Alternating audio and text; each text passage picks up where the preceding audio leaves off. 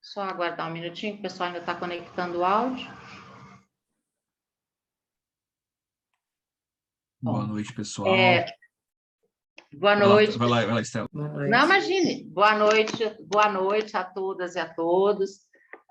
Eu venho aqui em nome da nossa presidente da OAB, doutora Luciana Freitas, que está em um outro compromisso, agradecer à comissão, dar as boas-vindas, em primeiro lugar, à doutora Mariana, agradecer às duas comissões, a Comissão Especial de Direito Empresarial, na pessoa do Dr. Wagner, a Comissão de Estudos em Arbitragem, na pessoa do Dr. André, né? E dizer, né, novamente que o coração da OAB Campinas e do sistema OAB, de uma maneira geral, pulsa através das comissões. Não fossem as comissões, e comissões tão atuantes como essas duas, nós não teríamos aí braço para fazer isso e nem especialização para tanto. Então, eu agradeço em nome de toda a diretoria, dou as boas-vindas a todos e já deixo claro que a doutora Mariana já foi convidada, antes de abrirmos a sala para um evento presencial. E antes de encerrar e passar a palavra para o doutor André, eu gostaria muito de agradecer os nossos colaboradores da OAB, tanto os colaboradores da OAB Campinas, que aqui estão representados pela Carol, quanto a OAB São Paulo, que disponibiliza, que é aqui representada pelo Danilo, que disponibiliza essa plataforma. Não fosse esse apoio e esse suporte desses colaboradores, nada disso seria possível. Então, eu passo a palavra ao doutor André, dando mais uma vez as boas-vindas e desejando um excelente evento a todos e a todas. Boa noite a todos. É um prazer estar com vocês aqui, e hoje é uma noite muito especial, porque, além de a gente debater um tema super importante, a gente conta com uma craque em arbitragem societária. Fiquei muito feliz quando ela aceitou o nosso convite, então eu tenho certeza que vai ser uma noite de grande aprendizado para todos nós, de troca de experiências, enfim. Eu acho que vai ser uma noite muito especial.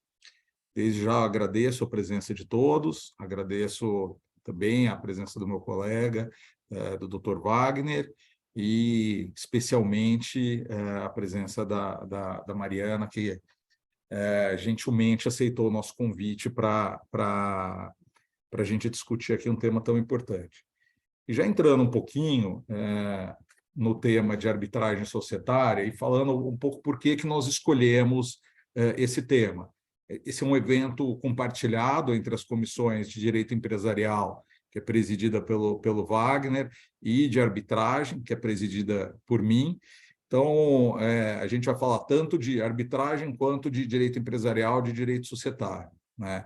E até a Mariana já estava contando, dando um spoiler aqui um pouquinho antes, que ela vem de uma carreira de negócios, não de processo, não de litígio, né? Diferente do meu caso, mas vamos lá. Então, eu queria trazer para vocês um pouco de números, né? E de magnitude. A professora Selma Lemes, que é uma das coautoras da lei de arbitragem, periodicamente ela apresenta e faz um estudo de arbitragem em números. Então, ela pega as principais câmaras de arbitragem do país e extrai alguns dados relativos aos procedimentos, à fase, à matéria, a valores envolvidos. Lógico que, guardada a confidencialidade dos procedimentos, enfim, ela nem tem acesso a isso, mas ela traz um apanhado geral. E acaba tendo uma certa relevância, primeiro, por ser ela a pessoa que apresenta isso, e segundo, pela relevância, e ajuda a uma análise mais empírica aí dos dados, né? E nesse último levantamento que ela trouxe, ela disse o seguinte, que a matéria societária, elas lideram o ranking em número de casos e valores, ou seja, a maior parte dos procedimentos arbitral hoje no Brasil, eles falam de alguma forma, abordam aí a questão de direitos societários. E ela também fala o seguinte, que a arbitragem na área societária é tão grande que o judiciário passa a ser muito pouco acionado por esse tipo de conflito. E aí, usando as aspas dela, fala, as empresas todas aderem à arbitragem, né, de acordo com a professora Selma Lemes. E aí, tentando entender um pouco isso, a gente se pergunta por que isso está acontecendo. Eu listei alguns fatores aqui, eu vou falar assim bem superficialmente, provavelmente a Mariana vai desenvolver isso ao longo da intervenção dela. Então, primeiro, desenvolvimento e consolidação da própria arbitragem. A arbitragem hoje está bem madura no Brasil. Crise do Estado como solucionador de conflitos. E o fato de, um outro ponto que a gente estava conversando um pouco, da necessidade de ter alguém decidindo o conflito que entenda de direito societário, né? Que muitas vezes, lógico, temos câmaras especializadas, muitos juízes que entendem direito societário, mas temos também muitos juízes que não são especialistas nisso, que acabam sendo clínicos gerais, né? O desenvolvimento do mercado acionário e, em alguns casos, governança corporativa, como o caso envolvendo o BMF, que exigem arbitragem nas empresas. Um aprofundamento acadêmico e, por fim, a última reforma da lei de arbitragem que incluiu a previsão de arbitragem na lei das SA. Então, não querendo roubar a cena aqui, antes só de passar a palavra para o Dr. Wagner, para ele fazer as considerações iniciais dele, eu quero fazer uma apresentação formal da Mariana. Ela é advogada em São Paulo, listada como árbitro nas principais instituições de arbitragens brasileiras, é bacharel e mestre e doutora em Direito Comercial pela USP, coordenadora científica do IDIP, Instituto de Direito Privado, e ex-coordenadora do Grupo de Estudos em Arbitragem e Direito Societário do SEBAR. E, por fim, autora de obras de Direito Societário, Direito Empresarial e Arbitragem.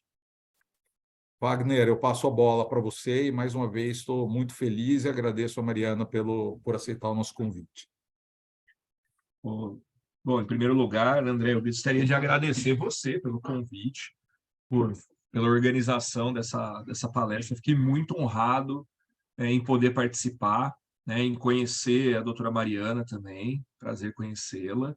É um tema muito relevante, ainda mais na nossa área de atuação do direito empresarial, né?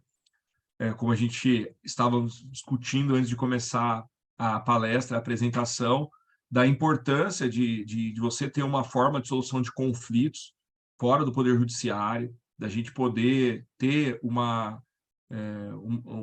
pessoas especializadas na condução dos temas, né? A gente, até pouco tempo atrás, estava comemorando, festejando a nossa região em receber uma vara especializada em direito empresarial. Eu sei ainda que uma coisa é noticiar, outra coisa é funcionar, né? Então, ainda não está em funcionamento, mas vai aliviar bastante aqui, pelo menos as questões técnicas relacionadas, né? Então, é muito bacana o tema de falar de arbitragem societária. E antes, eu gostaria também de agradecer aqui a participação do pessoal da minha comissão. Eu estou vendo aqui o Naldo, o nosso secretário, o Bruno, o vice-presidente, o Alexandre, o Gustavo, o Luiz. Então, bastante gente aqui que participa da nossa comissão está assistindo a nossa palestra. Então, assim, eu tenho participado de algumas arbitragens também, né, não como árbitro, mas como advogado. Sou aí constantemente chamado para participar de algumas questões, e a gente percebe, né, como a arbitragem ela facilita a vida do advogado empresarial quando vai tratar dessa forma, né? Uma pelo próprio contato que você tem com o árbitro, conhecendo as especialidades. Mas é um campo, né, Mariana, muito amplo de falar de arbitragem societária, né? Então, já aproveito, gostaria de agradecer novamente sua presença aqui e passar a bola, acho que para nos delimitar o tema, né, e poder falar um pouquinho mais da sua experiência como árbitra e de participação das arbitragens. Muito obrigado novamente, doutor André, pelo convite. Fico muito honrado, a nossa Comissão de Direito Empresarial ficou muito feliz de poder participar. Mariana, muito obrigado, boa noite. Só de tirar o mute aqui. Bom, é uma satisfação muito grande estar aqui com vocês hoje. Agradeço, André e Wagner, o convite, doutora Estela. Como vocês mencionaram, eu realmente não sou uma advogada de contencioso, nunca fui. E então eu vou trazer um pouquinho a minha visão, né, dos últimos 10 anos em que eu venho me dedicando a esse tema, e porque ele me fascinou e eu vi que realmente fazia sentido aquilo que eu comecei a pensar há esse tempo, há 10 anos, né? O que acontece? A gente, no Brasil, realmente, até 15 anos atrás, a gente tinha ainda uma percepção muito restrita do uso da arbitragem nos contratos empresariais em geral. Como o André trouxe, a pesquisa da professora Selma é fundamental e excelente para quem milita na área, para quem atua e quem tem curiosidade de saber como é esse mercado, como é a organização, né, da arbitragem no Brasil, traz dados realmente muito importantes, muito relevantes. Por que a arbitragem societária, a meu ver, ela se desenvolveu tanto, né? Primeiro, como eu estava dizendo e por favor me interrompam se eu tiver, pelo que a gente combinou, é uma conversa informal, então vamos tomar partido disso para ser um debate realmente interessante. Como eu estava dizendo antes aqui para o André e para o Wagner, a gente não tem uma etiqueta para colar e falar isso aqui é arbitragem societária, né? A gente tem que, quando a gente fala a respeito disso, se a gente não tomar esse cuidado de saber que há muitas particularidades dentro desse universo, a gente corre o risco de fazer afirmações equivocadas que se aplicam a determinados casos de arbitragem de matéria societária e não a outros. Então, a primeira ressalva que eu queria fazer com vocês antes da gente debater o assunto. A outra ressalva é que eu, obviamente, não vou tratar nenhum tema específico dos casos em que eu atuo, porque hoje grande parte dos casos em que eu atuo como árbitra são relacionados ao direito societário. Então, aqui a gente está tratando realmente de uma forma ampla para vocês se interarem mais de como está funcionando essa questão aqui no Brasil, que é bastante relevante, né? Então, duas premissas iniciais. Quando eu falo desse universo, de qual o universo de atuação no âmbito de arbitragem societária, eu quero dizer que a gente tem que olhar para a seguinte questão. Uma coisa são as disputas realmente relacionadas ao que envolve os sócios, né? É o que envolve o universo dos sócios, a funcionamento daquela sociedade, questões de, por exemplo, assembleia, que tem uma anulação, tem um abuso do controlador, enfim, questões puramente societárias, eu chamaria, né? Que estão relacionadas à estrutura, ao funcionamento de uma sociedade, e que isso a gente tradicionalmente, isso no passado ia para o judiciário, e como eu dizia, nos últimos 20 anos isso mudou radicalmente, né? Outras disputas, elas são mais ligadas a relacionamentos entre os sócios, e esses relacionamentos entre os sócios podem estar disciplinados nos acordos de acionista, nos acordos de sócio, e muitas vezes essas coisas se imbricam. Então, tem alguns temas que eles são relacionados ao funcionamento da sociedade, mas também são relacionados a questões de acordos de acionistas e acordos de cotistas. Então, a gente já tem essa outra delimitação. E, para complicar mais ainda, a gente tem as operações de aquisição de empresas, né? As operações de M&A. E, em vista de uma operação de M&A, você tem contextos em que uma determinada sociedade, uma participação societária integral é vendida, então 100% de uma sociedade é vendida para alguém. E você tem outros cenários em que isso não acontece. Você vende uma participação relevante, ou vende só o controle, ou vende, por exemplo, nos casos de investimento de private equity, que eles têm interesse em adquirir uma parcela específica, né, um investimento focado, você tem toda uma dinâmica.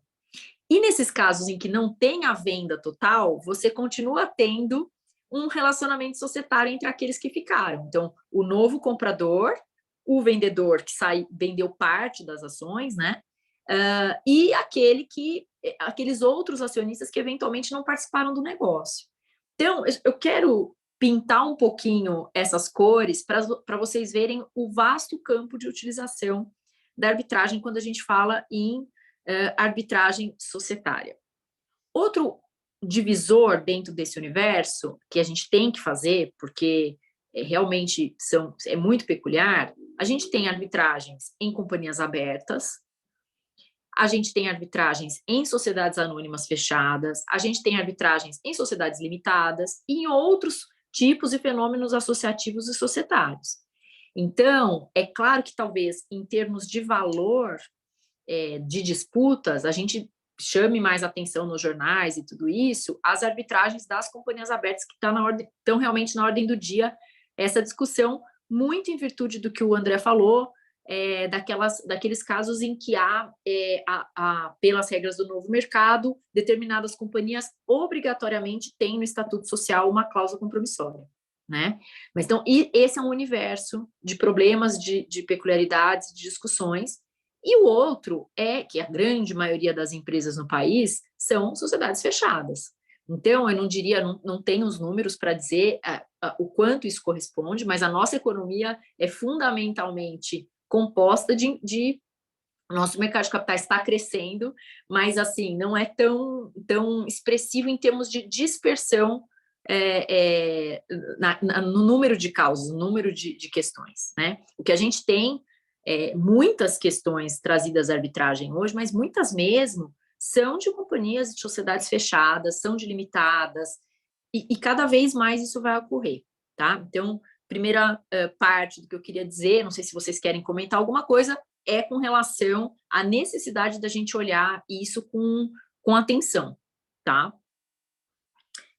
Bom, e aí o que acontece? Você tem quando a gente fala de qual arbitragem societária, o que acontece? Existe uma peculiaridade, eu não sei aqui no grupo de quem está participando, se todos têm alguma experiência com arbitragem, se não tem, então eu vou tentar voltar realmente assim para os aspectos iniciais, e aí vocês vão contribuindo e vão trazendo qualquer questão, qualquer aspecto.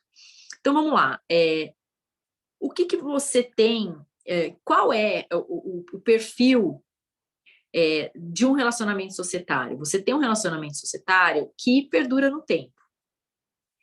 Então, qualquer que seja a forma, seja porque derivou de um M&A, seja porque é uma sociedade familiar que está há gerações na mesma família, aquele negócio, seja um investimento de private equity, a questão é, você tem um relacionamento que perdura no tempo. É completamente diferente da gente falar de uma arbitragem num contexto de uma relação entre partes que compraram e venderam alguma coisa, que tem um problema específico, que um outro foco de grande utilização de arbitragem no Brasil são as arbitragens de engenharia, em que você também tem uma duração longa, né, do relacionamento entre as partes.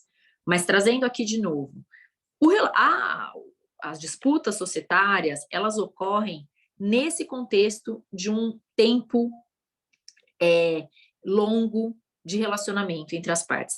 Raramente você tem, ainda que seja uma sociedade de propósito específico, ainda que seja um investimento específico, nunca é instantâneo. Ele sempre pressupõe que pelo menos alguns meses ou anos aquelas partes vão se relacionar e vão ter o escopo de desenvolver aquele negócio. Então, esse é um ponto que faz com que as disputas, em geral, tenham maior probabilidade de ocorrer.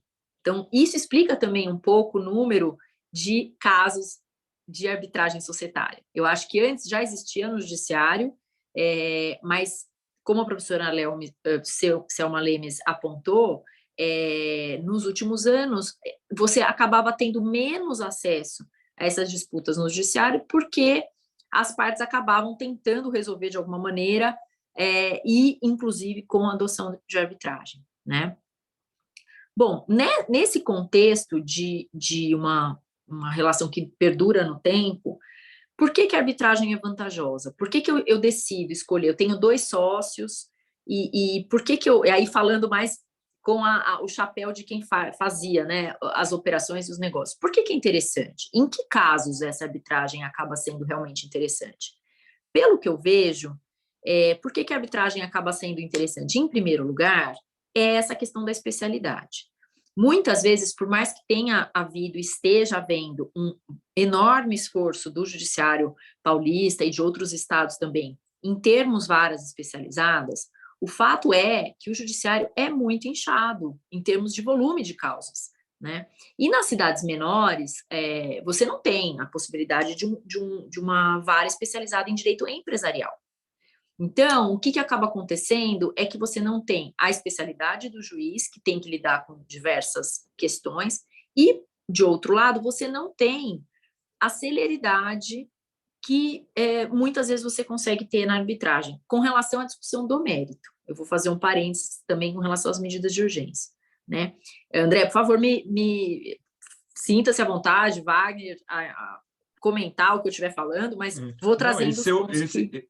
Esse último comentário foi pontual, que eu estou com um caso de pedido de exclusão de sócio por concorrência, etc., conclusos já tem 3 semanas e eu não consigo resolver o problema da empresa. Então, o Poder Judiciário não tem especialidade e não tem celeridade para a disputa societária, na minha opinião. E aí, o que acaba acontecendo? A gente tem que lembrar que, muitas vezes, se está instalada uma disputa societária, aquilo mina a atividade da empresa, né? Ele é mais do que talvez outras atividades, a pendência de uma ação judicial, a pendência de uma disputa, de uma situação que não se sabe como vai ser resolvida com rapidez, isso é muito prejudicial para o andamento do negócio, né? Então, a gente tem que realmente, como advogado empresarial, pensar em maneiras de minimizar esse risco, de manter uma pendenga entre as partes por muito tempo, que tem que se olhar, tem que conviver, tem que fazer o negócio ir adiante. Então, como é que isso acaba, eu acho que acaba sendo relevante, justamente para a gente ter especialidade e celeridade. Por que eu fiz a referência a questões de medidas cautelares? É claro que o árbitro só vai poder tomar as medidas, decidir medidas cautelares, uma vez que ele tenha sido investido, né, após o termo de arbitragem, quando já tem jurisdição para decidir a respeito. Então, é bastante comum que a gente tenha medidas cautelares prévias à realização da arbitragem, prévias à instauração da arbitragem, que aí as partes recorrem ao judiciário para alguma medida realmente preparatória, cautelar, enfim, para assegurar rapidamente alguma situação que seja necessária, né? Mas, cada vez mais, também com relação a esses casos, a arbitragem tem se desenvolvido. E aí nós temos, a gente pode falar depois, não quero perder aqui o foco, mas a gente pode tratar, a gente tem desenvolvido instrumentos como o árbitro de emergência, que as partes podem escolher, né? Ao invés de ir para o judiciário antes da formação do tribunal arbitral, há regulamentos das instituições, das principais instituições, que já prevêem a possibilidade de você ter um árbitro de emergência como se fosse um juiz de plantão, que vai examinar aquela medida cautelar e de urgência antes mesmo da constituição do tribunal arbitral, né? Por algumas características, isso acaba sendo importante em alguns casos, porque muitas vezes há uma questão muito sigilosa, há um conflito muito, assim, com peculiaridades muito prementes, que fazem com que a parte tenha receio de levar isso ao judiciário e de, eventualmente, isso ter publicidade e não ser resolvido também no prazo que precisa. Então, só para deixar aqui uma sementinha para a gente eventualmente discutir, a arbitragem tem tentado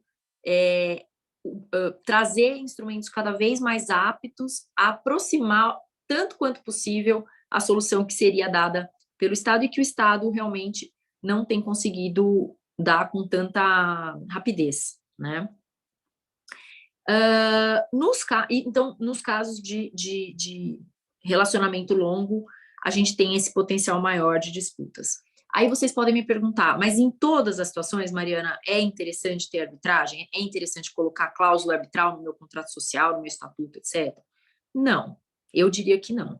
Eu acho que a arbitragem, ela é excelente, ela é um instrumento que é muito mais flexível, inclusive, o procedimento para você depois realizar, aí mais no âmbito do direito procedimental, né, os aspectos procedimentais, mas existem algumas circunstâncias em que, de fato, talvez não seja interessante você ter a cláusula compromissória, naqueles negócios muito, realmente,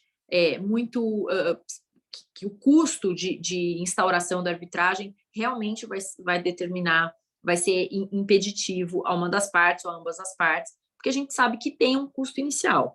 Já há pesquisas, inclusive, do SEBAR, a própria professora Selma Lemos já fez essa pesquisa, no sentido de que o custo não é a principal dificuldade da arbitragem, porque quando você coloca na balança custo vezes oportunidade e tudo mais, o custo do tempo é muito maior você ficar esperando 20 anos para ter uma solução para aquela disputa. O que acontece é que você precisa de um desembolso inicial, talvez maior, e as próprias câmaras também têm atuado, a gente tem percebido, sobretudo agora com a crise da pandemia, uma tentativa de facilitar, né, o pagamento das custas, de permitir realmente que isso não seja um dificultador enorme para quem quer usar arbitragem, quer se valer daquilo que são as suas vantagens, né? Então, falei da especialidade, falei da celeridade, desse contraponto com relação ao custo, e aí eu acho também que é importante a gente falar qual arbitragem a gente quer. Porque a arbitragem, ela é muito flexível. As partes têm um poder muito grande de estabelecer qual vai ser o contorno do eventual procedimento que elas possam vir a ter enquanto sócias, enquanto partes de contrato de M&A e tudo mais. Porém, o que a gente acaba vendo é que as cláusulas compromissórias são muito padrão ainda, né? Tenta-se evitar realmente riscos de essa cláusula não ser devidamente acatada ou implementada e tudo mais, mas eu penso que a autonomia das partes é extremamente importante para ir delineando o procedimento que se adeque à realidade da empresa. Então, eu acabei de falar como ponto negativo, entre aspas, para determinadas empresas, o custo, mas, por exemplo, você tem a possibilidade, e que poucas pessoas sabem, de ter um procedimento com árbitro único, que reduz bastante o custo. Você tem em algumas instituições arbitrais, você já tem o que se chama de procedimento expedito, que justamente é um procedimento com custas menores da própria instituição, com árbitro único, com dilação probatória mais abreviada, para trazer não só mais celeridade, como menos complexidade para aqueles casos que realmente não exijam, né? Então, as partes podem cogitar disso, pensar a respeito disso, para prever nas suas cláusulas compromissórias como elas querem configurar o procedimento para ele ser mais econômico, para ele ser mais viável, né? Então, não é uma desculpa para não usar arbitragem per se, tá? Eu trouxe esse elemento justamente para saber que, sim, não vamos mentir, existe um desembolso inicial maior do que se paga no judiciário, né? Porém, você tem elementos e modos de tornar isso menos oneroso, tá? Um outro aspecto ligado a essa questão é que o que se vê muito é a não preparação ao longo da vida dos relacionamentos, e aí como advogados que acompanham empresas, vocês talvez me deem razão, de preparar as empresas para um eventual litígio, seja a sociedade, que pode ser alvo de uma disputa entre sócios, ou, né, talvez até tenham seus próprios atos questionados, como na organização de maneiras de você minimizar esse risco de conflito. Então, eu acho que, hoje estou aqui falando de arbitragem nas disputas societárias, mas é importante trazer o papel da mediação, né, das práticas de contenção, né, de prevenção de conflitos ao longo da vida das empresas, que muitas vezes o empresário ainda não tem essa cultura de ter o seu advogado sempre junto para documentar as coisas, para arrefecer rusgas, para documentar realmente de uma forma organizada o que se passa na vida da empresa. Então, isso contribui para que, se eventualmente a gente pode vir a ter uma arbitragem, ela também vai ser uma arbitragem melhor, né? Você vai ter menos, talvez, dispêndios, eu não digo das custas da arbitragem ou do valor que você vai pagar ali para a Câmara, mas vai ser uma disputa menos complexa, menos difícil, menos onerosa para você produzir prova, para você trazer, né, para eventualmente ter um resultado melhor. Então, esse é um aspecto que eu acho bastante interessante a gente falar quando a gente fala de disputas em direito societário, de disputas societárias. Nos casos de M&A, a mesma coisa. Quando a gente está negociando um contrato de M&A, o que acaba acontecendo? Uma aquisição de participações. É aquela empolgação, que quer ver o negócio fechado, o cliente fica em cima, quer tudo para ontem, quer minutas padrão, de tudo, não só da cláusula compromissória, né? Quer o futuro acordo de acionistas em minuta padrão, quer, enfim, é uma pressão tremenda que a gente sente para fechar um negócio rápido, e isso por si já é um complicômetro que a gente tem que estar atento. Então, nesse momento, buscar prever cláusulas compromissórias que atendam ao que eu falei agora há pouco e que sejam adequadas para aquele negócio, mas também a própria negociação ser realizada de uma maneira que as partes tenham consciência de que aquilo pode vir a se tornar um litígio, como que isso pode ser feito, minimizar essa chance, né, atentar para as principais cláusulas. Depois a gente pode falar, depois que a gente fizer um break aqui, das principais questões que surgem nessas discussões, porque realmente é muito elevado o número de casos que acabam gerando arbitragens. Para a gente, para os advogados, há quem fale, tanto melhor, a gente trabalha do mesmo jeito, mas não é assim, né? A gente tem que pensar enquanto os institutos funcionam, a que se servem, e aí, nesses casos de M&A, eu acho especialmente importante a utilização de arbitragem, porque, de fato, o judiciário, muitas vezes, não tem condição de dedicar realmente o tempo necessário para compreender aquele negócio, como ele foi feito, quais são suas premissas, o que está em jogo, né, a própria interpretação das cláusulas, como é que isso funciona, e isso sem qualquer demérito ao judiciário, né, gente? Tem profissionais fantásticos, os juízes, a gente tem que tirar o chapéu mesmo para o esforço que eles fazem, mas é algo que a gente constata no dia a dia, né? Mariana, Então, só para ilustrar um pouco o que você está dizendo, se eu faço um break, para você tomar um gole de água aí também. Aqui no escritório, eu diria que a grande, esmagadora maioria, para não dizer todos os casos de M&A que a gente tem cláusula compromissória. E eu estava comentando que eu participei de um evento na Camagro e eu dividi o painel com um sócio do Demarest. E ele também estava falando a mesma coisa, que no mínimo 90% dos casos de M&A no escritório deles também eles inserem cláusula compromissória. Então, trazendo aqui a prática e reforçando justamente no sentido do que você está dizendo, só para ilustrar o que você está falando. Não, é isso mesmo, a gente vê, isso acabou sendo um traço distintivo até dessas operações, né? E tem um outro aspecto, pessoal, que a gente pode também aprofundar, que é a questão da confidencialidade, né?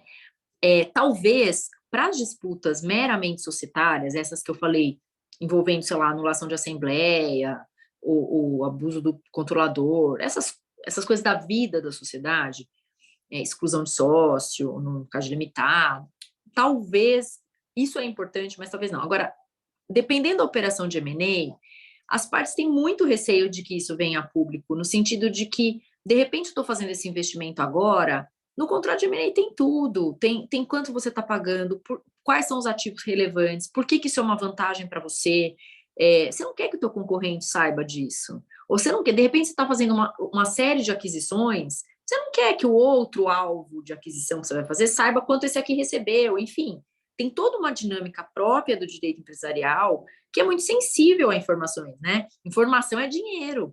Então, nesse aspecto, e aí, saindo um pouco da discussão das companhias abertas, para este problema específico, é muito sensível você ter ou não a confidencialidade que a arbitragem ainda nos permite, né? Não é importante dizer isso, é importante frisar nas cláusulas compromissórias a intenção das partes de manter a arbitragem sob sigilo, né? Especialmente hoje, diante da jurisprudência do TJ aqui de São Paulo, é interessante, inclusive, indicar as razões pelas quais as partes entendem que não querem ver revelados determinados aspectos, enfim, porque a gente tem uma discussão, não sei se vocês estão acompanhando, que boa parte dos juízes aqui do TJ de São Paulo entendem que, apesar de ter dispositivo no CPC dizendo que tem que ter a confidencialidade da arbitragem, etc., de que seria um dispositivo inconstitucional e, portanto, que não teria que, se, por exemplo, houver uma ação de anulação dessa sentença arbitral, você não teria que manter essa ação em sigilo, os elementos dessa ação, né? Eu tenho uma ressalva grande com relação a isso. Eu acho que a gente tem que tomar cuidado, porque realmente não adianta você contratar, você vai para a arbitragem, você apresenta. Importante dizer isso. Não é só uma questão de especialidade do jogador, é também uma questão de foco e de profundidade das provas. É completamente diferente o que você tem condição de apresentar numa arbitragem em nível de detalhe e que se espera que o árbitro possa também e deva examinar com muito mais atenção e profundidade do que é possível se fazer no judiciário. As próprias audiências, pessoal, para quem não tem experiência na área, elas duram 2, 3 dias. Você ouve inúmeras testemunhas, você vai a fundo, quer dizer, é uma dinâmica muito diferente daquela que acontece no judiciário para essa questão de possibilidade de produção de prova. Eu acho que é muito mais, eu não diria assim, sofisticado, não é uma questão só de sofisticação, é uma questão de verticalização, uma questão de profundidade. Você tem condição de negociar isso com a contraparte, falar, não, vamos fazer aqui, eu quero produzir a prova dessa forma, o tribunal arbitral vai examinar isso, mas o nível de profundidade é outro, né? Então, não sei se você tem algum comentário, André, Wagner, com relação a isso, mas eu acho que é uma das vantagens, por um lado, né? E a depender do lado que você tiver, o teu cliente tiver, isso é uma desvantagem, porque vai ser muito mais escarafunchado, talvez, usando um termo aqui coloquial, do que em outros contextos. Então, tem que sopesar as realidades em que você realmente quer esse tipo de procedimento. A arbitragem é isso, ela te dá flexibilidade, ela te dá mais sofisticação, mais oportunidade de detalhar certas coisas do que o procedimento tradicional no judiciário. Com relação às provas, por exemplo, a gente tem, importante dizer isso, que a gente tem na arbitragem, a lei brasileira de arbitragem, o Código de Processo Civil não é automaticamente aplicável, então você vai ter, claro, os princípios do processo civil, das regras, do contraditório e tudo mais, é claro que deverão ser respeitados e, na ausência de disposição específica, você pode tentar trazer por analogia e no que não for incompatível, você pode usar o Código de Processo Civil como uma fonte para resolver determinadas situações, mas não é uma lei aplicável diretamente ao procedimento arbitral. Isso também faz diferença, né? Além dessa questão, você tem na arbitragem a possibilidade de utilização, isso é muito comum, de muitas fontes de sugestão, de diretrizes, de melhores práticas, né? Então, existem diretrizes internacionais sobre prova, sobre conflito de interesses, sobre a representação, como que o advogado, né, o representante da parte, quais são as melhores práticas desse representante da parte na arbitragem para que o procedimento realmente seja o que todos esperam que seja eficiente, que seja rápido, que tenha lealdade e tudo mais. Então, tem todo um arcabouço de soft law, que a gente chama, que você aplica sempre mais na arbitragem, inclusive a arbitragem doméstica. Aqui, o Brasil, a gente tem a gente tem que ter muito orgulho do sistema arbitral que foi construído. A gente tem aqui no Brasil as arbitragens que são domésticas, né, que se chamam, que são aquelas mesmo entre partes nacionais e com sede no Brasil. O que acontece? A gente tem um nível de prática tão grande, está tão consolidado, a gente trouxe o que há de melhor do exterior, que semana passada eu estava num evento fora e os gringos falam, vocês têm um volume de casos que realmente vocês podem beber na fonte da soft law estrangeira, mas vocês estão trazendo uma prática e avançando tanto nos problemas que é realmente de tirar o chapéu. Então, a gente está tendo isso, né? Só para trazer um pouco a diferença e do porquê que no direito societário isso vai realmente ser importante, porque você, às vezes, vai ter situações que o regime tradicional do Código de Processo, ou mesmo regras que a gente vê que são mais engessadas, não vão ser compatíveis com a rapidez e com a agilidade e com o modo de fazer negócio que a gente está falando aqui nesse outro contexto, né? Alguma consideração? Vamos em frente? Como é que vocês estão? Tudo bem? O pessoal que está assistindo tem alguma questão? Tudo certo? Eu falo bem rápido, então, porque vão brotando as ideias e eu acabo falando muito rápido. Se eu estiver falando demais rápido, vocês peçam aí uma pausa e a gente volta, sem problema nenhum. Além dessas questões, o que eu acho que é importante a gente tratar? Quais seriam os aspectos sensíveis? Quais seriam as dificuldades que a gente está tendo, né? A gente tem que pensar que normalmente sociedade, apesar do que eu falei de que são 2, 3 sócios, já existe sempre um problema, mesmo nos procedimentos judiciais, e aí, André, me corrija, você que é mais do contencioso do que eu, sempre houve dificuldades com a questão de litisconsórcio, né, com relação às disputas societárias, especialmente aquelas relacionadas à anulação de assembleia. Então, é o tipo do pedido e do pleito que você acaba afetando todos os sócios, ainda que quem tem ingressado com a ação seja um apenas, né? No judiciário, você tem as regras de litisconsórcio, e isso é mais facilmente resolvido. Por quê? Porque está todo mundo, digamos, no mesmo barco. Você não tem limites da lide, assim, de participação dessas pessoas. Acontece que na arbitragem a gente tem, sim, dificuldades. Por quê? Porque, em princípio, a arbitragem começa com aquele acionista que eventualmente está propondo uma ação de anulação, e se houver um outro acionista que começa uma outra ação de anulação de assembleia, isso não é automaticamente conectado, a conexão não é direta, né? Então, você tem uma dificuldade com relação a isso, tá? Que no processo judicial, a gente tem as regras para resolver. Aqui a gente está fazendo um trabalho grande, as câmaras estão fazendo um trabalho grande para tentar minimizar esse problema, né?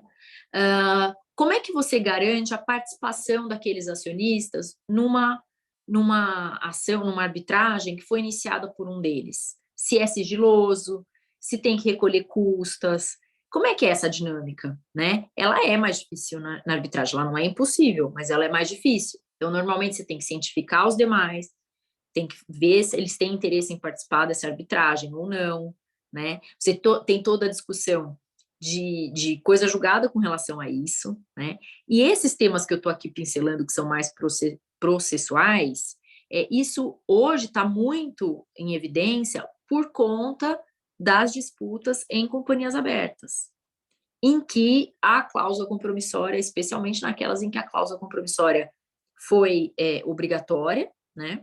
E aí você tem várias, com dispersão de acionistas, né, sem número de acionistas, né, não precisa dizer, tem vários casos aí que saem na mídia, e aí há uma tentativa de se aproximar o regime das ações coletivas para a arbitragem, o que já é realmente assim, um passo além da complicação, porque você não tem exatamente um regime definido de como é que isso deve funcionar. E não é uma questão de class action americana que o pessoal acaba dizendo. A gente não tem uma arbitragem coletiva aqui no Brasil.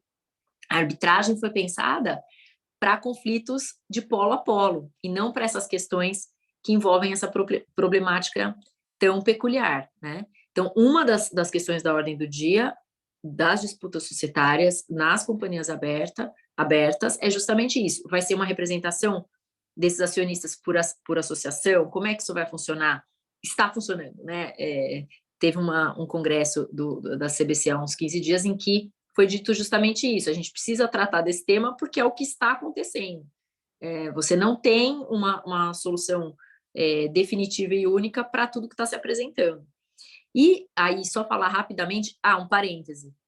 Friso que eu não estou dizendo de nenhum caso em que eu atuo diretamente, repito, porque é importante. mas assim, houve, é público, tem conflitos de competência, inclusive, entre duas arbitragens, e que daí isso, no sistema arbitral inicialmente, não tem uma previsão se isso é resolvido por quem, por qual Câmara, né? Como é que funciona? Então, acabou indo para o STJ. O STJ decidiu que teria competência para decidir esse conflito. Então, são aspectos, pessoal, do ponto de vista processual, que ainda tem que ser melhor estudados, mas que a gente está sofrendo a dor do crescimento. A gente só está vivenciando tudo isso porque, de fato, a gente tem muita arbitragem societária. Isso é um bom sinal, porque o Instituto está sendo usado, né? A gente tem que trabalhar para otimizar essa utilização e fazer com que atenda aos objetivos, que é trazer justamente uma resposta célere, especializada, com respeito né, à tutela de todos esses acionistas que participam, e por aí vai. Então, esse é um ponto bastante, como eu diria, que suscita muitas discussões ainda, que está na ordem do dia e que a gente tem que lidar, né? Como de resto, você tem que tratar de outros casos de arbitragem multiparte, que é o que a gente chama, né? Alguns regulamentos prevêem, por exemplo, a participação posterior, que se chama joinder, né? Que você pode atrair esse terceiro para falar, não, olha, aqui então tem que... Eu vou dar a possibilidade desse terceiro participar dessa arbitragem que eu comecei. Então, há mecanismos para ir minimizando esse problema, mas ele sempre é uma questão, tá? E o outro ponto, como eu falei para vocês antes, só pincelei, mas agora voltando com um pouco mais de detalhe, é essa questão do sigilo. Por quê? Aí eu acho especialmente importante a gente ter em vista qual é o contexto que nós estamos falando. Então, se é uma sociedade fechada, com 2, 3 acionistas, você tem um olhar para o sigilo e para a confidencialidade da arbitragem, né? Talvez flexibilizar para que esse outro acionista que não participa, por exemplo, da arbitragem, tenha conhecimento da arbitragem, das principais questões, etc., tem um impacto que é diferente do que acontecia no mercado de capitais. Foi feito um esforço, o ano passado a CVM fez consulta pública e tal, para que as companhias apresentem mais informações aos acionistas com relação a eventuais arbitragens que sejam iniciadas ou das quais elas participem, para justamente permitir uma participação tardia daqueles que não foram cientificados dessa arbitragem, acompanhamento para ver em que estágio está, quem são os árbitros, como é que está sendo nomeado. Tem lá uma série de aspectos que houve a preocupação da CVM em solicitar às companhias que informassem mais do que estava acontecendo antes. Se isso vai ser efetivamente bom ou ruim, a gente vai ver agora na prática, né? Eu penso que foi uma medida salutar, importante, mas que não é que resolveu todos os problemas que a gente pode eventualmente ter. Vamos fazer uma pausa, pergunta. André, Wagner, tem algum tópico aí que vocês gostariam de debater? Vamos lá. Eu estou surpreso aqui, porque eu tinha feito algumas anotações para te provocar, e você abordou quase todas elas. Primeiro, isso que a gente não teve, só esclarecendo para o resto do pessoal, a gente não combinou exatamente, falou que você ia abordar uns temas e a gente ia te provocar com alguns outros. Então, essa questão de sigilo eu tinha colocado aqui, face às decisões do TJ de São Paulo. Essa questão da resolução da CVM, eu tinha colocado para a gente falar. Eu acho que é legal, 2 pontos aqui, se você puder abordar. Primeiro, assim, você falou um pouco aqui de anulação de deliberações de assembleia e tudo mais. Assim, de acordo com a sua prática e com seus estudos, quais são os temas assim mais recorrentes você falou um pouquinho de M&A também, mas quais são os temas mais recorrentes que acabam indo para arbitragem? O primeiro ponto é esse. E o segundo ponto, como que fica a questão dos administradores que muitas vezes eles não são acionistas? Então, a sociedade quer entrar com uma ação de responsabilidade contra um determinado administrador que ele não é empregado, mas ele é um administrador da sociedade, ele não necessariamente é acionista. em relação à vinculação e tudo mais. Então, para a gente esquentar aqui, se você puder abordar, ainda que superficialmente, esses dois temas, eu agradeço. Não, ótimos, ótimos. Bom, com relação aos principais temas, diante de todas as premissas que eu já trouxe para vocês, o que eu acho que acaba vindo mais? Vamos começar do que é societário mesmo, né? Dentro da sociedade. Disputas para anular assembleias, seja por irregularidades formais, irregular de voto, convocação, etc. E conjugadas, às vezes, com questões de responsabilização de controlador e ou de administrador, tá? Isso, do ponto de vista da estrutura da sociedade, eu acho que acaba vindo mais. Vamos dizer assim, arbitragens fundadas no Estatuto Social, né? Na relação realmente da companhia. Isso acaba vindo bastante. E aí, claro que dentro disso tem os subtópicos. Então, por exemplo, você pode ter vários casos de estou pedindo anulação da Assembleia por questão de aumento de capital, fui descapitalizado, ou pode ser anulação de Assembleia realmente por irregularidade formal. Agora, com relação a isso, só um detalhe interessante para se pensar, é que tem um fator deterrente, assim, um fator que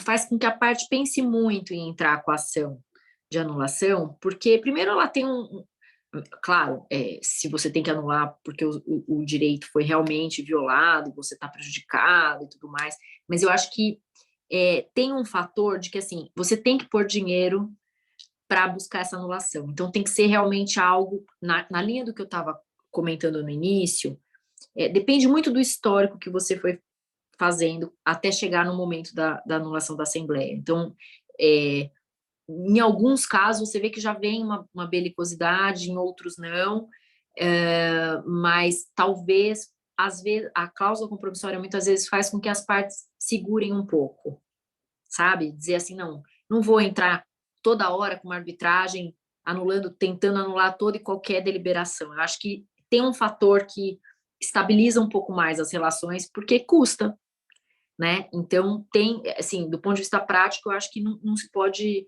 afastar esse ponto. O que eu acho que tem, então, ação de responsabilidade, controlador, do administrador, e aí, já aproveitando a sua segunda pergunta, é um tema discutido, eu acho que depende muito de como esse administrador foi envolvido na sociedade, qual que é o termo de posse dele, se ele porque, assim, a rigor, se a cláusula compromissória está no estatuto, ela regula aquela sociedade e os órgãos de funcionamento daquela sociedade. O administrador, na medida em que aceita o cargo, teoricamente, passa a ser um órgão está dentro de um órgão da sociedade. E é nessa qualidade que, eventualmente, ele pode vir a ser responsabilizado. Mas há discussão. Então, normalmente, é mais facilitado você ter uma arbitragem contra o administrador quando você tem a previsão, e isso nos últimos anos tem sido bastante comum, quando assume, né, o termo de posse, fazer referência expressa à arbitragem, à cláusula compromissória do estatuto, a qual ele se submete. Isso é diferente da questão, isso quanto órgão, quanto responsabilidade do administrador, arbitragens versando esse tipo de coisa com base no estatuto. Um outro grupo de discussões tem a ver com, por exemplo, aspectos de remuneração desse administrador, né? Se ele tinha um bônus para receber, se eles estão brigando ali porque descumpriu o contrato dele de prolabore, entre aspas, né? Ou qualquer que seja o contrato que coloca as condições de remuneração desse administrador, questões de não concorrência. Então, aí não dá para a gente ter uma resposta única. Cada caso a gente vai ter que olhar para ver como é que isso, na realidade daquela empresa, foi tratado. Tá? Mas acho que fica até uma recomendação de que, quando for fazer esses tipos de instrumento, sempre ter uma previsão expressa de que ele está aderindo à cláusula ou uma cláusula específica para esse tipo de situação, né? Tanto melhor, a gente brinca, né? É mais prudente, porque já fica claro, fica mais explícito. Não significa que não exista casos em que, ainda que não tenha isso, o administrador não venha a ser vinculado, tá, pessoal? Porque você pode ter um contexto específico que mostre o consentimento dele realmente com o que está previsto lá no estatuto. Então, esse é o ponto dentro da sociedade, as principais temáticas. Mas aí, o que acaba tendo muito também? Com relação aos acionistas, relações entre acionistas. Você tem disputa, principalmente, né? O Armani mencionou a exclusão de sócio. Você tem disputas de exclusão de sócio, pedido de retirada, mesmo em SA, aí tem toda uma discussão a respeito, é bem comum, tá? Apuração de haveres, toda essa discussão de extinção do vínculo, né? Com a sociedade e ou com os sócios. Bem frequente. Outra coisa que é muito frequente são as violações eventuais a cláusulas de não concorrência, cada vez mais. E aí você, claro, vai ter que examinar se está no estatuto, se está num acordo, em que termos aí que ela foi estabelecida, mas é muito frequente. Em termos de percentual de casos, digamos, eu tenho alguns casos que tratam sobre isso. Então, é cada vez mais comum porque esse tipo de cláusula está sendo mais utilizado, né? A economia hoje, ela é cada vez mais a economia da informação. Então, você sair de um negócio e passar para outro, levar informação, isso é muito sensível hoje em dia, né? Então, aumentou realmente esse número de discussões. Você tem algumas discussões também, por exemplo, de não cumprimento de acordo de acionistas com relação a voto, né? Voltando um pouquinho à questão das assembleias, então isso tem, mas eu acho que o que tem mais são essas questões relativas à saída do sócio, né? Como que se encerra o relacionamento entre as partes e, às vezes, conjugado e às vezes separado, questões de não concorrência. Do ponto de vista de disputas de M&A, você tem, classicamente, o que mais tem, eu acho que é disputa com relação ao pagamento de preço diferido, que é o famoso earn-out, né? Você tem muito mesmo. Outro grande foco de disputa em operações de M&A são as responsabilidades supervenientes, né? Os danos, o que foi eventualmente não identificado antes da venda, e cada contrato vai ter um regime para isso, mas isso realmente tem muitos casos de responsabilidade do comprador, do vendedor, como é que isso funciona, né? Eu diria que, em termos de volume, é isso. São esses os temas mais tratados, né? Legal, maravilha. Wagner, você quer fazer alguma provocação? Bom, Mariana, tá ótimo aqui, eu estou me divertindo muito, até porque é o que o André comentou, né? Eu tenho aqui uma listinha de perguntas e vai ticando, né? Tá parecendo audiência, né, André? A gente que faz contencioso de vez em quando, vai ticando aqui. Eu fico, assim, né? Acho que a grande massa das pessoas que não trabalham com arbitragem, o discurso para se evitar isso é a questão de custo, né? O Ed Carlos, inclusive, ele fez a pergunta sobre qual o custo médio para se instaurar um procedimento arbitral empresarial. Uhum. Eu enfrento isso também com os clientes quando a gente sugestiona incluir a cláusula compromissória. Eu explico para eles que depende da Câmara, depende de quantos Uhum. árbitros, depende do tipo do procedimento, assim como um processo judicial tem também todas essas peculiaridades, depende do tribunal, depende se vai ter perícia, depende. Então, assim, tudo eu sei que essa palavra depende é ruim da gente utilizar, né? Mas eu queria saber também o funcionamento das cláusulas escalonadas, né? Como que você tem trabalhado com isso, se isso... Porque, assim, se você colocar a cláusula compromissória, como você disse, às vezes assusta, né? A pessoa ingressar por qualquer arbitragem. Mas se você colocar uma escalonada, você pode ter... Então, eu não sei como que você trabalha com esse tipo de conteúdo de cláusula nos seus tipos de conta. Olha, as cláusulas escalonadas, né, que são aquelas que prevêem uma fase anterior de negociação ou até uma mediação prévia, o que a gente vê? Que quando não há vontade, quando não há disposição da parte de negociar, não adianta você colocar uma cláusula dizendo, olha, você tem que ficar 3 meses, se só depois de 3 meses você não conseguir um acordo, aí você entra para arbitragem.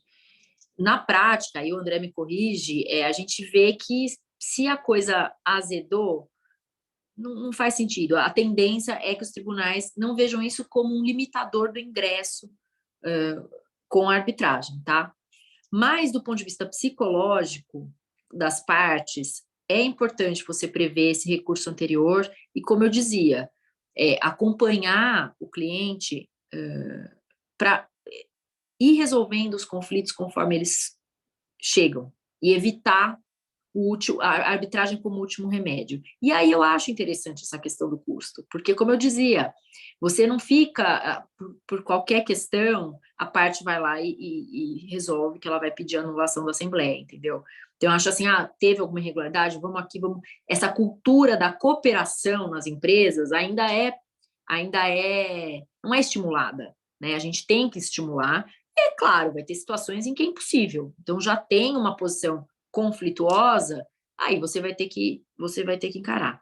Um ponto que eu não falei, que também é muito interessante, eu não sei se vocês têm acompanhado, o André talvez sim, até por essas questões de obras, questões de arbitragem de engenharia, cada vez mais tem se falado nos dispute boards. O que são os dispute boards?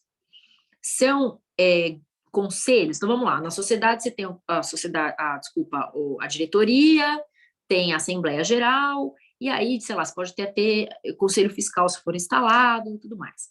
O que tem se feito, em alguns casos maiores, e que eu acho super interessante, é você prever um conselho de disputa, que é o seguinte, olha, já vamos nomear 2 pessoas, a gente está aqui, a gente está montando um negócio, eu, André e Wagner. A gente está tudo bem, quando a gente faz um negócio, todo mundo é mil maravilhas. A gente sabe que por conta da duração do relacionamento, pode ter rusga. Então, vamos fazer o seguinte, a gente já vai nomear 2 pessoas que a gente confia, sei lá, Estela e Milena. A gente vai colocar a Estela e a Milena, elas são as pessoas para as quais nós vamos trazer as nossas rusgas, ou periodicamente a gente vai chamá-las. Aí pode bolar do jeito que achar que funciona melhor para aquele contexto. Mas a parte não pode, a gente tem que parar de achar que o ser humano não briga.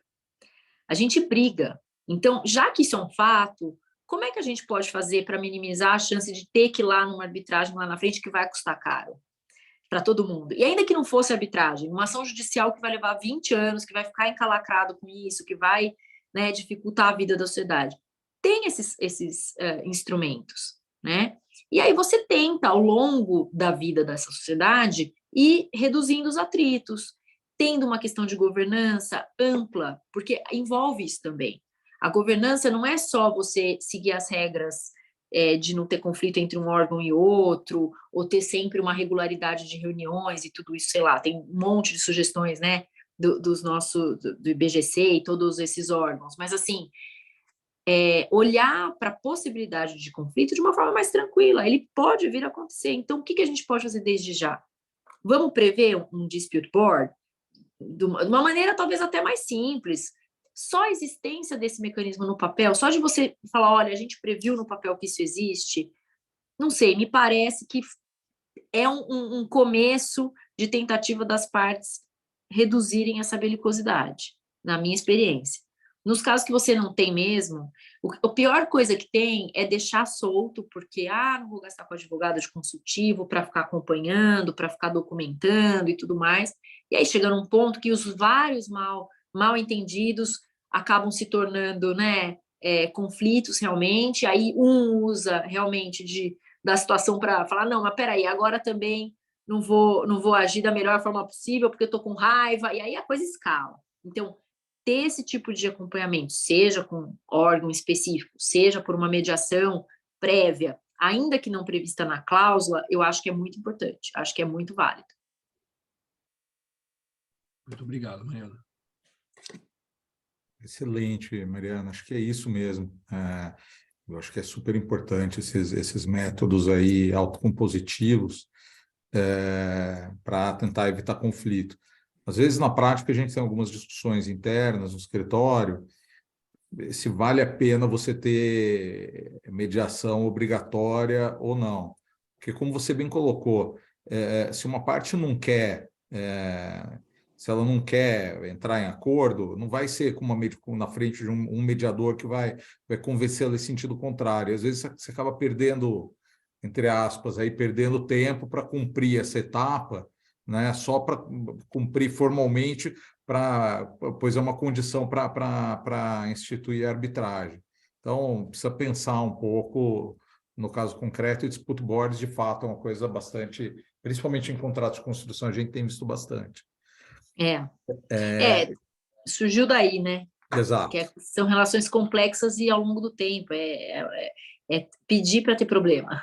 Mas fazendo um paralelo faz sentido também para as relações societárias, né? Uhum. Eu queria abrir para o pessoal.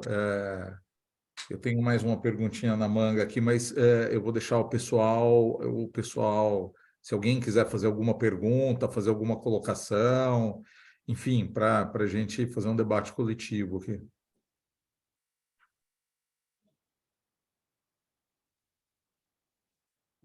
Bom, como ninguém falou nada, até alguém se encorajar aí, enfim, deixa eu te fazer mais uma pergunta. Você abordou, falou um pouco das arbitragens coletivas, né? E esse é um assunto que vem sendo discutido aqui no Brasil, e principalmente depois que teve o caso da Petrobras, em que alguns investidores entraram com ação. É uma coisa que é um mercado, né? Uma prática que já é mais madura nos Estados Unidos e que começou aqui. Como que você vê isso? Você acha que é uma coisa que vai se desenvolver no Brasil? Esse caso da Petrobras, que de fato é pública, acabou tendo uma intervenção judicial, se eu não me engano, para excluir a União da arbitragem. Como que você enxerga o que aconteceu aqui, enfim, a tropicalização de uma prática americana, né, se a gente pode chamar assim? Então, você bem colocou, eu acho que tem com os escândalos, porque sempre existe, a lei das SA está aí desde 76, a lei do mercado de capitais também, as disposições da CVM. Então, assim, no que a lei das SA tem de falha, digamos assim, se é que ela tem, existe desde 76 esse problema. Qual que é a diferença? É que realmente, eu acho que com os escândalos, gerou um awareness, né, para usar uma palavra que é chato falar em inglês, mas uma conscientização, um despertar de que talvez o modo de exercício do direito do minoritário devesse ser diferente, especialmente comparando com os acordos que foram feitos nos Estados Unidos. Então, é claro que o investidor aqui do leigo, vamos supor, fala, não, espera um pouquinho, por que lá nos Estados Unidos eles vão receber não sei quanto e eu aqui não tenho o mesmo tratamento? Mas a gente tem que pensar que realmente o sistema jurídico, o sistema da lei de como responsabilizar, quais são os danos, tudo isso é diferente, né? A gente tem um sistema aqui que não foi pensado para uma responsabilização direta nos termos que estão sendo pleiteados. Não estou dizendo aqui que não possa vir a ser, que não possa ter uma acomodação, enfim. O que eu acho que é importante só chamar atenção é que não tem uma homogeneidade no mundo de como cada ordenamento resolve essa questão, entendeu? Então, eu acho que é importante falar, não, peraí, qual é a situação aqui no Brasil? Qual é a regra que está vigendo aqui? Mas o sistema societário aqui impede que alguém que seja prejudicado seja indenizado? Não sei, acho que não necessariamente, né? O que eu acho complicado e perigoso é realmente você tentar transportar a mesma lógica, tá, do que acontece nos Estados Unidos, das disputas de securities dos Estados Unidos, que tem um arcabouço completamente diferente do nosso, e replicar aqui sem fazer, sabe, sem ter um cuidado. Mesmo como eu estava dizendo, o tema de ações coletivas nos Estados Unidos é completamente diferente do que a gente tem aqui. Nada contra, eu acho que a gente pode vir a ter, é uma discussão que está em aberto, é o que eu falei, eu acho que a gente tem, seja do ponto de vista do direito material, seja do ponto de vista da arbitragem, que bom que a gente está tendo essa discussão, a gente tem a chance de evoluir, a gente tem a chance de melhorar, mas eu não diria que dá para transportar E quem pensa que assim, bom, se lá acontece assim, aqui também tem que acontecer, não funciona. Tem o estudo da OCDE, né? O pessoal foi chamado para estudar como que se pode fortalecer o direito dos minoritários aqui no Brasil, a efetividade dos direitos do minoritário no Brasil, e tem algumas sugestões que talvez sejam mais ou menos fáceis de implementar.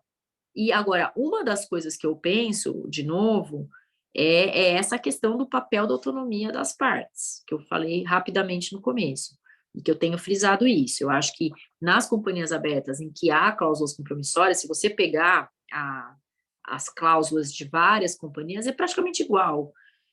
Não tem muito essa preocupação de falar, bom, mas aqui a gente pode ter um conflito que vai ter realmente muita gente, a gente quer estipular regras, por exemplo, para tornar isso menos complicado, de qual é a arbitragem que segue, quem são os representantes, se vai ser por associação ou não. Não tem um detalhamento, porque, de novo, até alguns anos atrás, a gente tinha temas específicos levados à arbitragem, né? E não nessa magnitude que está tomando agora com esses casos depois dos escândalos e dos alegados danos que foram sofridos, enfim. Acho que é um pouco isso. Maravilha, obrigado. Acho que a Camila levantou a mão, não sei se ela quer... Eu tinha levantado a mão, eu abaixei enquanto eu estava falando, Mariana. Eu estou com uma dúvida, eu não sei, eu entrei um pouquinho depois do horário, então não sei se vocês já falaram disso, mas a gente está acompanhando no escritório aquele projeto de lei que vai limitar, que quer limitar, né, a confidencialidade das decisões arbitrais. Acho que está um pouco em linha com o que você falou até de... ainda que isso ainda não seja uma realidade, já é necessário ou recomendável que nas cláusulas você reforce a vontade de que aquilo seja confidencial e explique os motivos também, porque no judiciário isso não tem parado em pé em algumas situações. Aí que eu queria entender, pensando nos contratos que a gente vê no societário, né, que são os contratos de M&A, esmagadora maioria com cláusula de arbitragem, acordo de sócios também, acordo de acionistas também, como você acha que esse projeto de lei vai impactar, se vai desestimular o uso da arbitragem ou se não vai fazer diferença porque já não é respeitada a confidencialidade mesmo que a lei ainda esteja inalterada, assim. Era mais ou menos isso. Bom, obrigada pela tua pergunta. Esse projeto de lei realmente no sentido de quem atua com isso, de quem está na prática, dos professores que tratam disso, é totalmente equivocado, tá?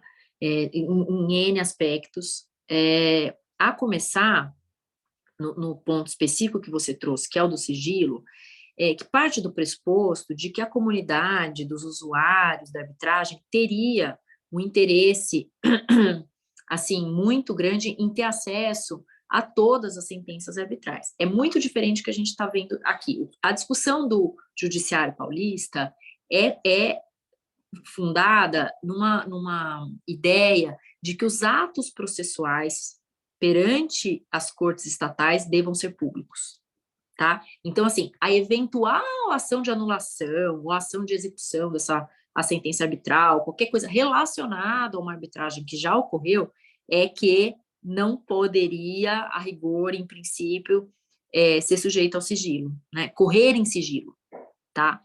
O que o projeto, salvo engano, propõe é que toda e qualquer decisão, sentença arbitral, necessariamente tenha que ser divulgada, ainda que se faça, sei lá, restrições de informação, o que é impraticável, gente, pelo seguinte, quem é que vai pegar a sentença arbitral que eu acabei de escrever e vai colocar à tarja? Vai ser a parte? A parte não concorda. As pesquisas, inclusive com a CCI, que é a maior câmara no mundo, né, vai completar 100 anos agora, a Corte de Arbitragem da CCI, indicam que, assim, eles, em todo o procedimento, eles perguntam, está autorizada a divulgação, daqui 2 anos, se vocês não falarem nada, a gente vai divulgar a sentença arbitral, tudo bem? Ninguém quer, ninguém autoriza. É um número ínfimo de empresas que quer ver a sua arbitragem divulgada.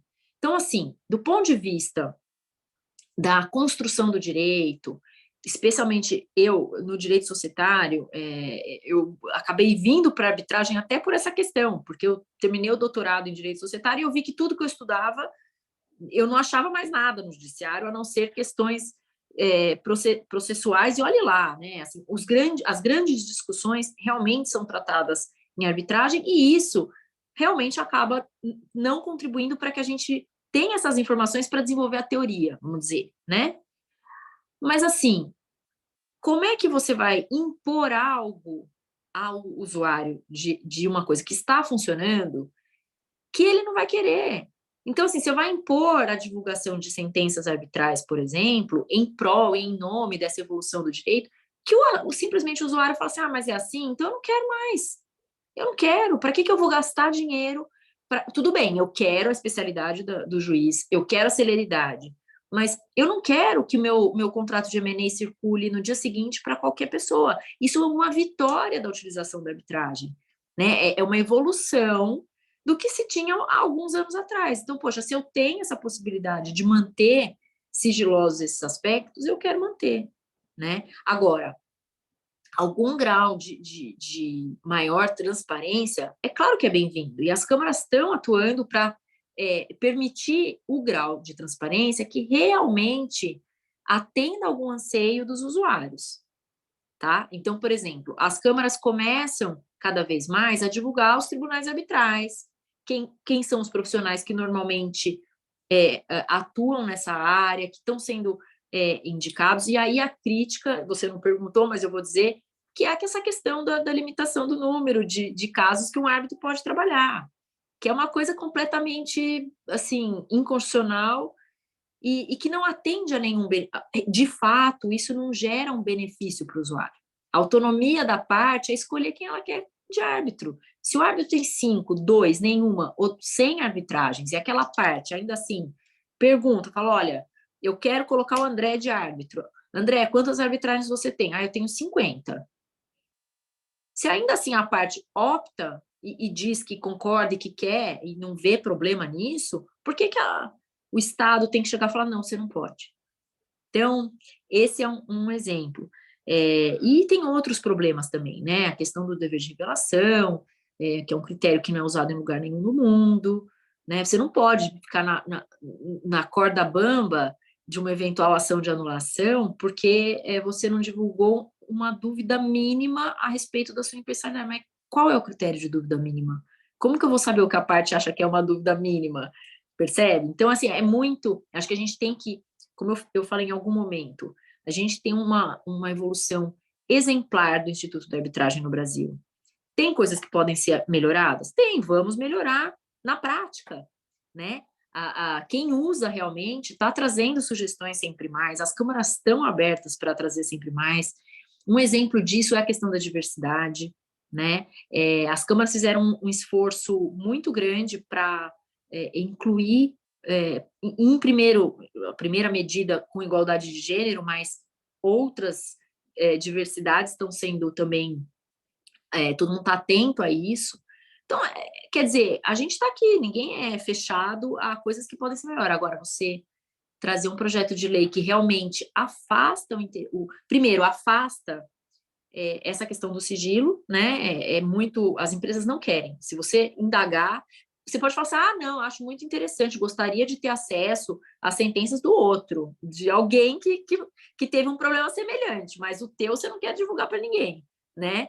Então, primeiro tem isso, então afasta por esse lado. Por outro lado, por exemplo, a gente está falando aqui de realidades distintas de sociedade para a utilização da arbitragem. Então, as empresas bilionárias, se um projeto desse é aprovado, elas podem muito bem fazer, como era há 30 anos atrás, 40 anos atrás, a sua arbitragem em Nova York, em Paris, onde elas quiserem, né? Quem é o prejudicado real? É o que nós estamos falando aqui, a empresa menor, que quer se valer da arbitragem, para a qual é difícil já a gente achar mecanismos para isso ser facilitado do ponto de vista econômico, e que não vai jamais ter condição de não fazer uma arbitragem aqui no Brasil, né?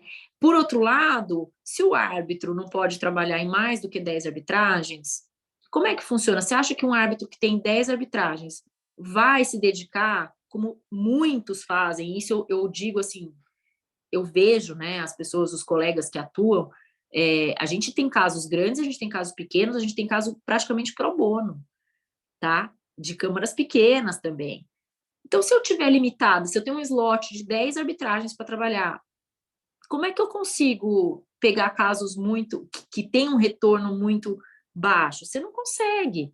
Quem é prejudicado nisso? As empresas menores, o usuário que tem menos recurso.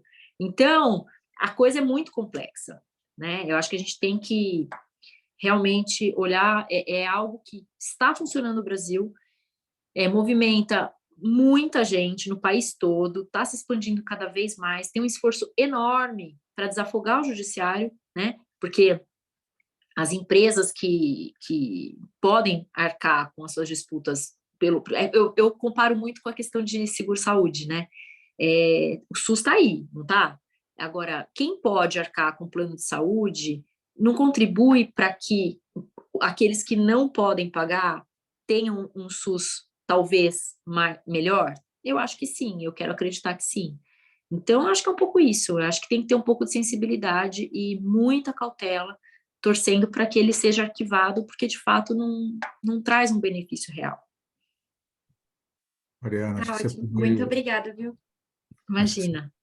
Acho que você foi muito feliz em classificar o projeto como inadequado, porque, de fato, chovem críticas a ele e fazendo coro aí a você, eu também entendo que é um retrocesso para a arbitragem, para tudo que foi desenvolvido até hoje, e por todo o esforço que a comunidade arbitral está fazendo, eu também acho e espero que ele seja arquivado em breve. Hoje nós tivemos, acho que uma notícia, eu li, do Lira, que não vai ser pautado esse ano essa questão. Mas, enfim, já caminhando para o fim aqui do evento, tendo em vista o avançar da hora, eu queria agradecer novamente a sua presença. Foi um fim de tarde, início de noite aqui, de muito aprendizado, troca de experiências. Foi muito bacana ter você conosco, então eu queria agradecer também o Armani por ter me ajudado a organizar e ter trazido você aqui para dividir um pouco da sua experiência conosco. Queria agradecer todos os demais colaboradores, as pessoas que participaram do evento e ficaram aqui conosco até agora. E queria passar a palavra aí para o Armani e para você, para as considerações finais, enfim, se vocês querem falar alguma coisa. Bom, André, novamente queria agradecer o seu convite para participar dessa palestra. Foi muito engrandecedor, aprendi bastante coisa, eu anotei bastante coisa aqui para falar com o time aqui do escritório amanhã. Doutora Mariana, parabéns, assim, foi uma aula sem igual, de verdade. Acho que nunca ouvi tantas coisas relacionadas que me ajudaram até no dia a dia aqui. Tenho certeza que o pessoal da Comissão de Direito Empresarial aqui da OAB Campinas é muito grato pela sua presença. Viu? Muito obrigado e boa noite a todos. Obrigada, gente, André, Wagner, todos que estão aqui assistindo. Inclusive, assim, é um tema, eu gosto muito disso tudo, é meu dia a dia, então falo realmente com satisfação, gosto muito de compartilhar. Peço desculpas por alguma falha aí de muitas ideias ao mesmo tempo, como o André falou, a gente não combinou um script muito fechado, justamente para ter essa liberdade. Fico à disposição, se precisarem de qualquer dúvida, algum aprofundamento do que tiver sido tratado. E reforço que sigo à disposição da OAB Campinas, porque precisarem aí para esses cursos excelentes que vocês proporcionam para os associados, para os membros da OAB, né? E, assim, agradeço realmente a gente ter a chance de, com tranquilidade, enfrentar temas que são importantes para o Brasil. Eu acho que, se a nota final, até a pergunta da Camila é nessa linha, eu acho que a gente tem que sempre colaborar para que no direito empresarial, nas disputas, em tudo isso, a gente fortaleça a nossa economia, fortaleça o nosso país, né? Atraia investimentos. Então, tudo que a gente puder fazer para aconselhar os clientes nesse sentido, para ter um ambiente de negócios melhor, é sempre válido, né?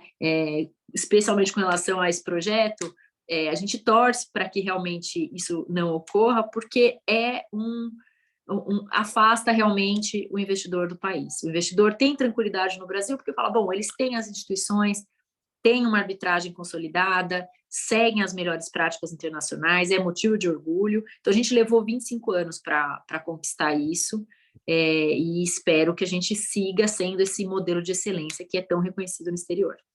Obrigada a todos mais uma vez, fico à disposição e vamos em frente. Bom fim de noite para todos.